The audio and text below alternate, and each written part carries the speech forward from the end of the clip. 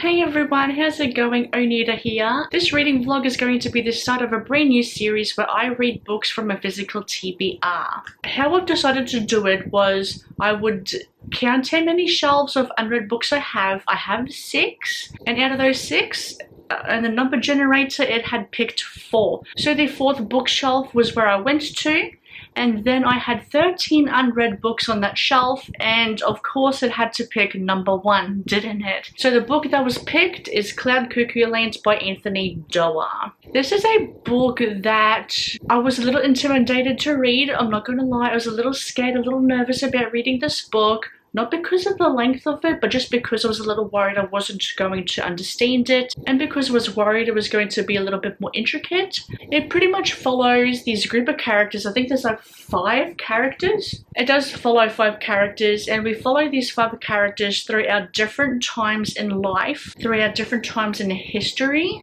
and these characters have a bit of a connection, a bit of a bond, and they come into contact with this ancient book called Cloud Cuckoo Land. Through this book, these characters throughout times and throughout history have a connection, and they are interconnected with each other. I was trying to find footage for this reading vlog, and I did not have a lot of footage for it, unfortunately, because I read the majority of this book in 4 days. I think I was a little bit too captivated by it to actually tell you my thoughts, but I think also the fact is that my thoughts would have been a little bit too rinse and repeat. So if you were interested to see my thoughts about this book, please continue on with this reading vlog, and I'm going to take you back to when I first started this book. Oh yes. Yes. Alright, so I'm loving this book. I don't know why I was so intimidated or scared by it, because it is so good right now. I'm up to part 4, which means, oh my god, there's like, just say I'm around to page, no, wait a minute, there is a way I can calculate the pages. 105 pages into this book, and it's really, really good. I have a theory that there is a connection between Cloud Cuckoo Land and Homer's Odyssey. And Cloud Cuckoo Land is this kind of fictional tale of this city, of this fantasy city, and just the hardships that this city went through. You want to come up here, Maggie? Come up. Come on, up. Good girl. Let me just get this out of the way so you can have this corner. No, you want to be up my butt? Okay. Because the reason why I say this is because I've never read the book before, but Homer's Odyssey apparently has like 24 volumes or 24 poems. I think, don't quote me 100% because I have not read Homer. No, because I have not read Homer's Odyssey, so don't quote me 100% on that. Cloud Cuckoo Land. The mythology surrounding Cloud Cuckoo Land is that it was a book that was found. So it is a book by Antonius Diogenes, and I'm probably pronouncing that name wrong, but it's a book by him, and it's told in 24 parts about how this man founded the city or something like that. And through each time period, this book has a kind of connection with people, and I'm really liking the message that books can help people in a way, because with one character, Zeno, he's a Greek man and he immigrated with his father to America. His father then went to war to fight, oh my god, these clouds. And Zeno, the stories that Zeno is given is really kind of helping him in a way. Like, stories have the ability to help people, have the ability to see the world in a different way. Almost, that's kind of what it seems like. Then we follow Omer, and Omer has a bit of a cleft lip, or like a cleft palate, I believe it's called, and he's being seen as like a cursed child in a way. The thing is, he's really, really good with farm animals, and now that he's a bit older, he's been sent away somewhere. I think sent away to war, because he's like really good with these 2 oxen in his farm. And Like, there's obviously a bit more to it. And then we follow Constance. Constance is in a, I'm going to call it like a space area, like a space era in our time. And because the reason why I say that is because she's on a ship. And there is this artificial intelligence called Sybil, and Sybil is there to make sure she's eating and all that kind of stuff. We follow Anna. She's a 13-year-old orphan. I think Anna and Omiya, yeah, so they're in the formidable, on opposite sides of the formidable city walls during the 1453 siege of Constantinople. Constantinople is now Istanbul in Turkey, or Turkey. And then Seymour. Yeah, Seymour's a bit of an interesting character because we get his perspective and how his childhood and how he was kind of like very, very sensitive to noises.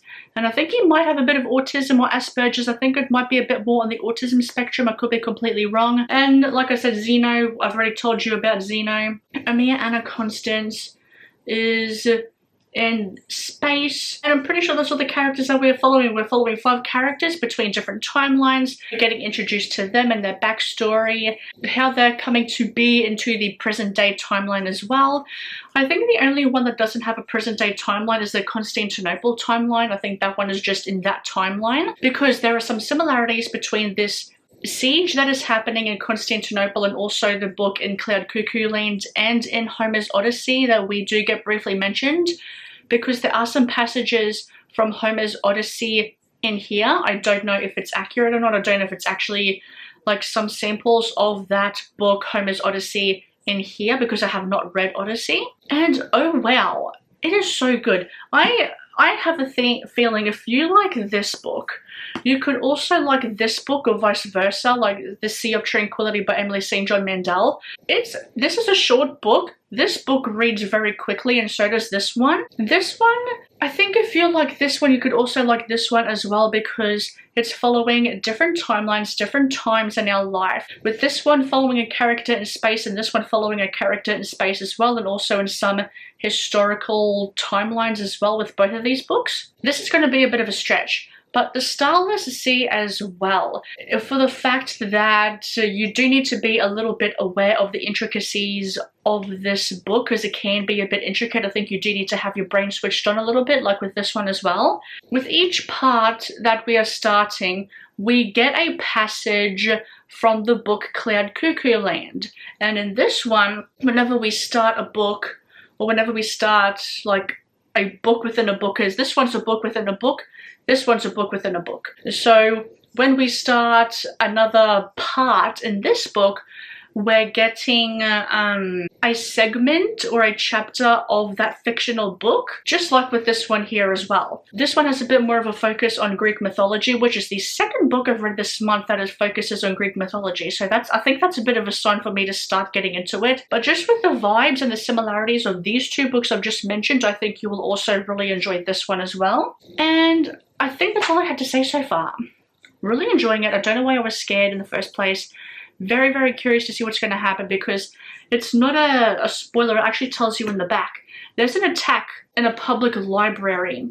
I want to see how that is going to connect in. I just want to see how it all connects because I have a feeling there is some sort of connection between each timeline and stuff like that. Yeah, it actually says, Doa has created a tapestry of times and places that reflects our own vast interconnectedness with other species, with each other, with those who lived before us and those who will be here after we're gone. There is some sort of interconnectedness here and I'm hoping that it'll tie in very nicely with each other. So it's Monday now. It was Monday when I updated you earlier before, but it was like kind of like early on in the day. Well, when I updated you, I was like so worried and stressed today. I thought I had given myself like a lot of YouTube work to do, but I didn't. I was surprised. I was like, oh my god, look at all the stuff I have to do. So I then opened up my Notion. I had a look at my to-do list for today and it wasn't bad. It wasn't bad. It's easy, actually. And that was one of the goals that I had for myself, to focus a little bit more on reading, which means that I do want to make these YouTube videos, like with the editing, with the filming, I do want to make it easier for myself. That's what I've done today. It went very smoothly. I was very proud of myself. Very, very good so far. And yeah, as soon as I realized, oh, this is manageable, I was like, oh my god, like instant calmness in my brain. And so yeah, I'm going to finish off a couple of things that will not take me long to do at all. Hopefully, fingers crossed, so I say. Tomorrow, I'm starting this new thing. It's called Cozy Days. Cozy Days for me are usually like, more for hobbies, so gaming, Legos, art, drawing, reading, those kinds of cozy hobby things that I love to do. My cozy days are Tuesdays and Fridays. You would think I would have the cozy days on a Thursday as well, because Thursday, Fridays I have off, but I don't, because I would at least like to have one like day off where I can do a little bit more YouTube stuff. And Tuesday is usually a little bit of a longer day. I work 5 hours on a Tuesday, and I start a little earlier, and it's a little bit difficult for me to try and be productive with YouTube stuff, so I decided that that is going to be my cozy day for myself. And tomorrow I do want to start my reading bullet journal spread. I have like an idea of what I want, I just haven't gotten around to doing it. That's pretty much it. I don't know if I'll update you tonight, I'll see, but tomorrow is a cozy day for me. I'm not doing anything.